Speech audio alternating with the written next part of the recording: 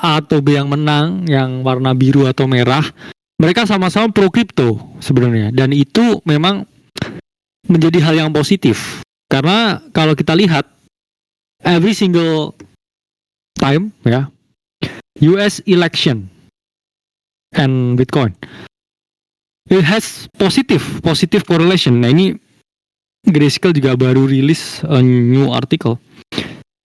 Every single election brings a very good impact ya. Kita bisa lihat ya, Bitcoin election, bahkan bilangnya Bitcoin election. Dan voters di Amerika ini saya juga baru banget baca. Baru beberapa detik yang lalu ini. Ya, baru sekarang ya. Voters ini memang melek terhadap kripto ya. Karena saya melihat bahwa terlalu besar ekosistem dari investor kripto ini untuk diabaikan. Dan para kandidat yang melihat ini sebagai suatu opportunity untuk memperoleh keuntungan. Nah, ini yang saya... Mic-nya mati ya ini ya, dari tadi ya? Mati nggak sih? Enggak ya? Aman? Wah, kacau ini. kacau. Bentar ya.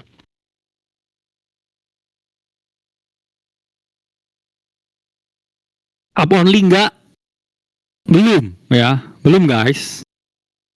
Karena hal yang indah takes time. Kalau belum indah, give it more time ya. Endingnya akan selalu bahagia.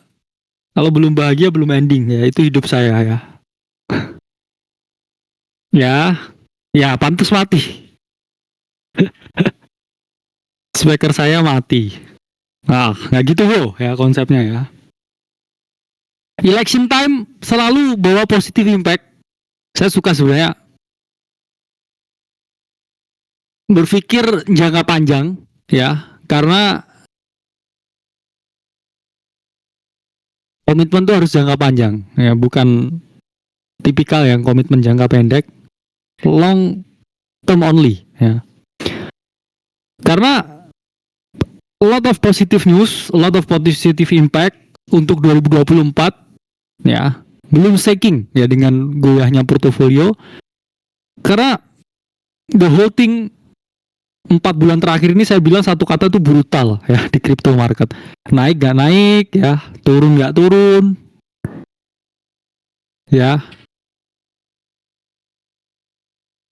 Naik gak naik, turun gak turun ya.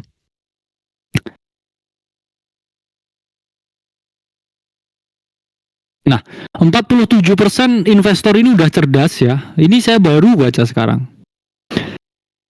Mereka melihat crypto as an asset class. Ya. Dan jangan salah ya.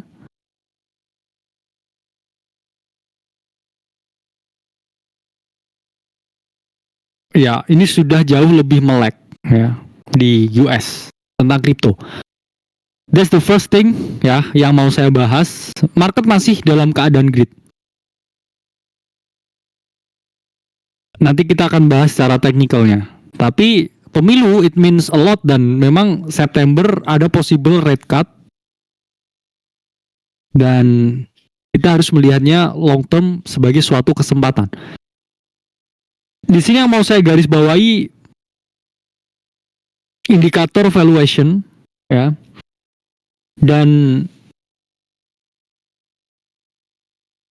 indikator fear and greed ya. We are far from over value. Kita masih very undervalue. Itu yang saya lihat. Kenapa? Karena memang price action wise tahun setelah halving by data ya itu selalu mengalami kenaikan. Jadi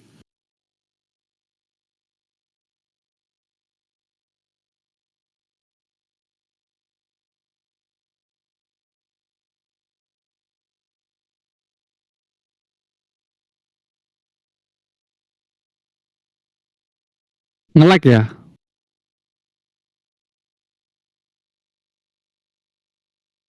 Tes nge-lag ya.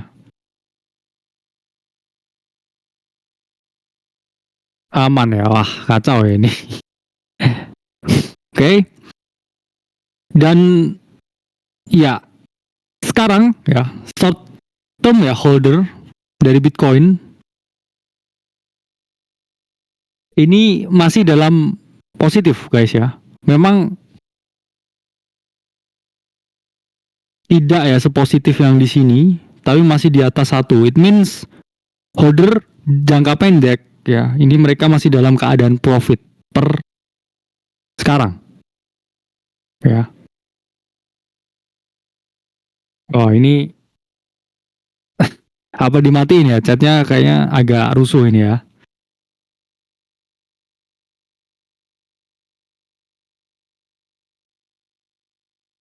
Prof rambutnya jatuh ya. Cinta juga jatuh ya. Saya pastikan jatuh di tangan yang tepat. Nah, ya. Wah, ricuh ini ya, ricuh. Nah ya, saya memantau ya ini, memantau kericuhan.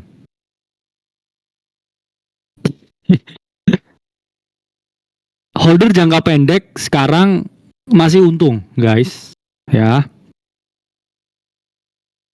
Dan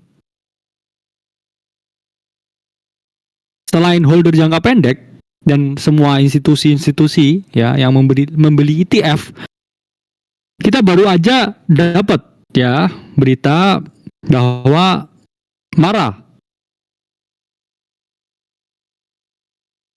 ya Mara Digital Holding, mereka membeli 100 juta US dollar worth of Bitcoin. Pertanyaannya ya, kenapa kok mereka membeli, Bang? Ya karena mereka ini nggak mau rugi. Kemarin ya sempat miner itu dalam keadaan rugi. Ya, ini kita bisa lihat dari indikator miner profit loss sustainability, di mana mereka nggak mau guys ya dalam keadaan yang mereka ini merugi. Itulah ketika ya mereka udah take profit some position dan marketnya itu drop, mereka itu akan membeli di market supaya apa, harganya naik. Miner itu juga salah satu quotes on quotes ya bandar terbesar di Bitcoin, di kripto. Jadi mereka juga tidak mau dalam keadaan yang merugi. Itulah mengapa ketika ada ya koreksi, mereka juga sikat di market. Dan ya itu yang kita lihat di price action yang ada sekarang. Karena pertama kita lihatlah ya S&P in the blink of correction. Setelah hit di 5.500 ya 1618, Nvidia topping out. What's gonna happen ya kalau dia mengalami yang namanya koreksi? Karena stochastic not looking good di monthly, 1618 udah hit, dan kalau ini 6 hari lagi close ya di 1618-nya dengan bearish candlestick seperti ini, ya we could see ya some correction. Tapi kalau kita lihat di Bitcoin, saya bilang ya teman-teman bisa baca di market update, not bullish ya. Ini gimana nih? Ya dari minggu ini saya bilang masih belum bullish. Kenapa? Karena Bitcoin sangat possible developing yang namanya lower high, ya, lower high, dan another, ya, lower high. Yang mana itu pun bisa memberikan kita kesempatan di DCA ya, sampai 62.000. Itu yang saya harapkan. Itulah kenapa saya masih cooling down sebentar. Saya masih melihat ya keadaan seperti ini. Ya, nggak separah itulah ya. This is what I like to see, ya. Dia membuat price action seperti ini ya sebelum breakout. Karena ini hanya developing lower high. Dan 62.000 itu juga area yang ideal dia menemukan kakinya. Karena kita pun lihat di sini ini juga udah masuk ke area akumulasi, ya. Sorry, area manipulasi, ya bukan akumulasi. Manipulasi. The gap sudah terjadi, ya. Saya lihatnya sangat simple, ya. Bukan minggu yang lalu ya, beberapa hari yang lalu saya bilang not too bullish ya di sini. Karena ini sangat possible kita cuma developing lower high dan Bitcoin drop kurang lebih ya 5%. Ini price action yang cukup sederhana, cuman untuk menghindari FOMO itu juga sangat sulit. Karena saya pun juga nggak beli di atas ini, ya. Saya masih mengantisipasi. Ini adalah simple price action to watch. Ya, ada manipulasi. Ini potensi ya, power of 3. Tapi ya bukan berarti di sini kita langsung break. Very possible retest sampai 62.000. Ya. Tes areanya ini karena ini pun juga sebuah area. Ini adalah area. Nah, lebih jelas. Ya ini kenapa ya ini ya?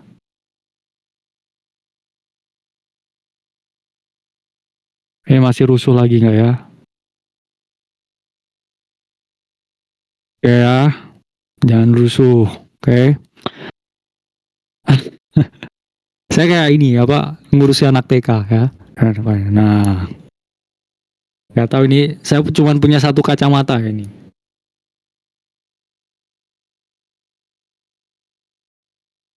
Kenapa hitam? Ya, market gelap soalnya. Market gelap. Karena kalau ini the whole experience, bahkan bukan cuma saya ya yang nggak bisa nggak pernah melihat ini sebelumnya ya. Historical wise ini nggak ada yang pernah melihat ya konsolidasi selama hampir 4 bulan. Ini brutal. Satu kata, brutal. Ya. Bukan brutal yang aneh-aneh ya, tapi ini brutal.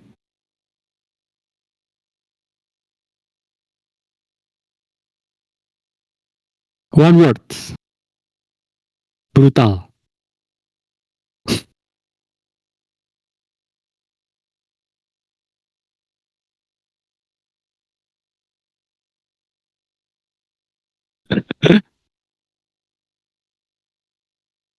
Oke, ya.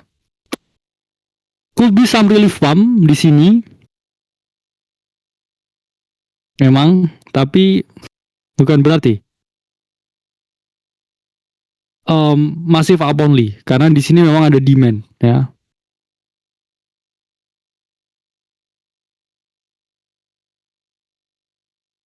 Ya. Ada pula divergences dan ya pretty much a good area. Tapi bottom selalu takes time ya. Jadi wait and see dulu ya. Wait and see dulu.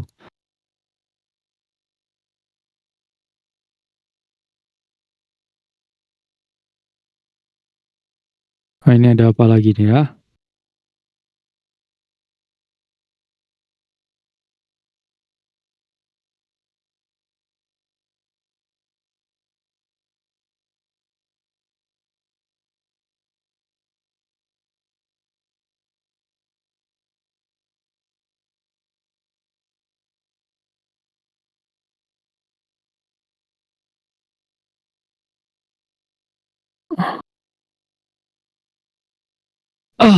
Oke, ya. Ethereum. Kemarin saya bilang ya, di equilibriumnya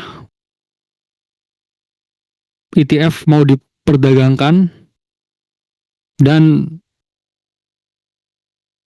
trennya udah tembus ya. Saya aiming memang move di area 3.000 ya, low 3.000. waiting ya. Ini pun juga harusnya should be some reaction. Saya nggak mau nangkep pisang jatuh ya, bukan pisau jatuh ya. Kalau pisang enak ya jatuh dimakan ya. Kalau pisau jatuh sakit. 3.500 audience. Pisang jatuh. Nggak, pisang kan juga bisa jatuh ya. Apa? Dari pohon pisang ya. Kita bahas Solana juga. Oke. Okay.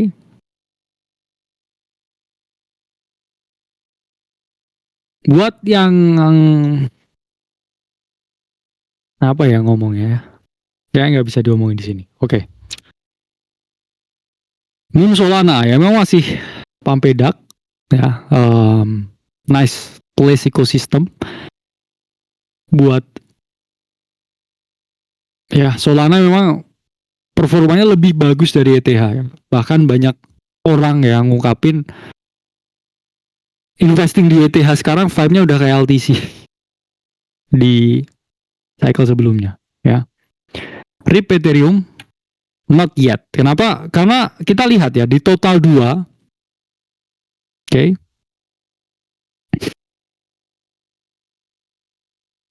Possible support and resistance flip. Kalau memang dia nggak jatuh di sini, ya kita testing yang namanya area 1 triliun. Kalau kita berhasil tes di sini, same vibe dengan area ini, ya. Next leg up, very possible. Karena ini adalah total market cap excluding Bitcoin. Jadi Ethereum juga masuk ke dalam sini. Ini untuk monthly dari total 2, ini untuk weekly dari total 2, ya. Weekly-nya pun juga sama. Kalau kita ngomong price action wise, ini breakout and retest. Total 3 juga same thing. Dia di 600 billion, breakout weekly retest. Ya, a very possible at least ke 1T untuk total 3. Memang kalau teman-teman mau DCA di beberapa altcoin projects, ya you need to have passion, kesabaran, ya. Karena memang kemarin ya outflow yang cukup besar, ya volume dari Ethereum dijadikan exit, ya exit. Tapi jangan khawatir ya, even di Bitcoin. Apa yang terjadi dulu setelah 10 Januari ETF mulai diperdagangkan, ya ada yang namanya sell the news dulu guys. Sell the news dulu, ya. Drop dulu 14%. Setelah itu apa? Pampedak, ya. Saya expect the same thing with Ethereum, ya, semoga, ya. Bismillah. Let's go Ethereum, ya. Ini dijebak dulu retailnya ya. Same consolidation di sini. ETF ditradingkan, jebrak ya, habis itu door. Semoga ya setelah ini diperdagangkan, jebrak dulu ya. Jebrak. Apa itu jebrak? Drop ya.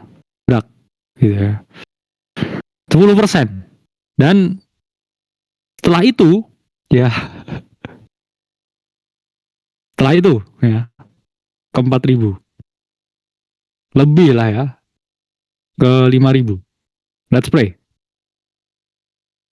Saya 30% porto di ETH ya, so sedikit exposure di Solana ya. Ya. Ya Allah bantu aku ya ini. Let's go. Solana Maxi, siapa ini di sini? Ada yang Solana Maxi kah? Teori harapan, tapi ya nggak apa-apa ya. Semua berawal dari harapan, ya. Karena ini adalah very very masif ya. Ya kita lihat ya, Grayscale jualannya bener-bener kacau ya. Grayscale sangat agresif. Ya. Riset saya akan keluarkan sesuai dengan keadaan market yang ada. Tapi saya juga melihat ya, kuartal 3 masih anyep. Apa ya anyep itu bahasanya? Masih dingin. Ya. Ini pun sebenarnya eternity range ya. What if ya dari sini di ini ya broadening wedge. Ini max pain ya. Kalau dari sini ke 50.000, nah begini dulu max pain. Ultra pain baru dia ke sini. Ya ini sakit banget ya. Sakit. Jadi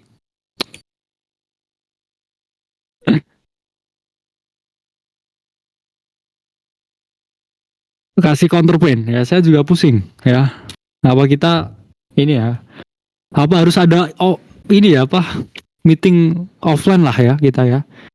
Bukan bersuka ya, berpusing-pusing ria ya. Nanti saya kasih tahu ya. Ini loh, saya juga minus segini bos ya. Sama-sama minusnya ya. Ini pusing ya, pala.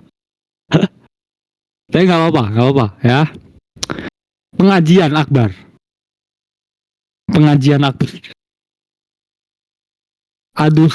Adu minus ya. Ada apa? Mimbar ya, nanti yang minusnya paling tinggi naik naik yang minusnya paling tinggi ya kita santuni ya, nggak apa-apa. Kalau nggak siap buat minus ya nggak deserve plus ya, karena ini emang kocokan maut. Ini kocokan maut.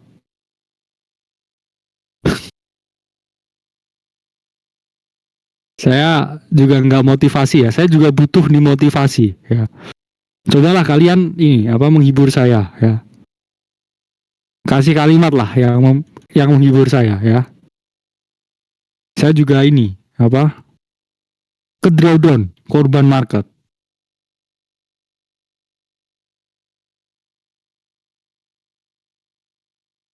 Wah, susah ya King Arbitrum susah.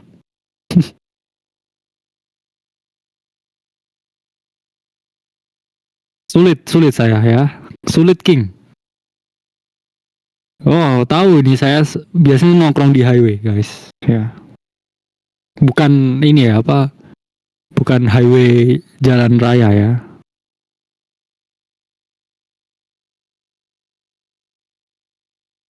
Ya, saya mungkin juga penyadaran diri lah ya. Ada yang mau ngajarin mancing kah? Saya pengen belajar mancing. To be fair.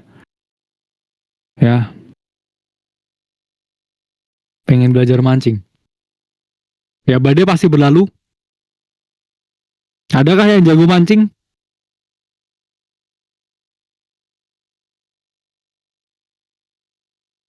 Live akan sifatnya seperti ini ya, singkat, padat, tapi sering ya, bisa setiap hari lah ya, atau 2 hari sekali, atau setiap ada event khusus saya akan live ya, setengah jam, padat, informatif, to the point ya. Sekarang gimana ya, saya simpulkan. 1 ya, SPX berpotensi koreksi. 2, possible price action Bitcoin dan market nggak kemana-mana ya selama Q3 ini. Sorry to say, tapi itu menurut opini saya ya. 3, Ethereum potensi sell the news, ya memang sell the news ya. Tapi memberikan kita peluang. Jangan sampai kayak ETF-nya Bitcoin ya, dikocok dulu 10% terus dipump 100%. Kita harus prepare buat skenario itu. Long term harus punya exposure di Ethereum. 3 ya, Solana outperform Ethereum by miles, dan ini chart yang very strong ya. Any dip sampai 150 is a very good buy. Kemudian total 2 ya, ini juga breakout and retest, monthly retest area 1 triliun US dollar. So it's still a bullish play for Ethereum. Dan total 3 ya, saat ini breakout and retest, tapi masih harus banyak kesabaran kalau dengan berbagai altcoin yang sifatnya mid to low. Karena market only cari ya yang the winners dan big caps. Masih tetap ya di sini, dipuji dimaki tetap di sini ya. Dipuja dicela selalu ada ya.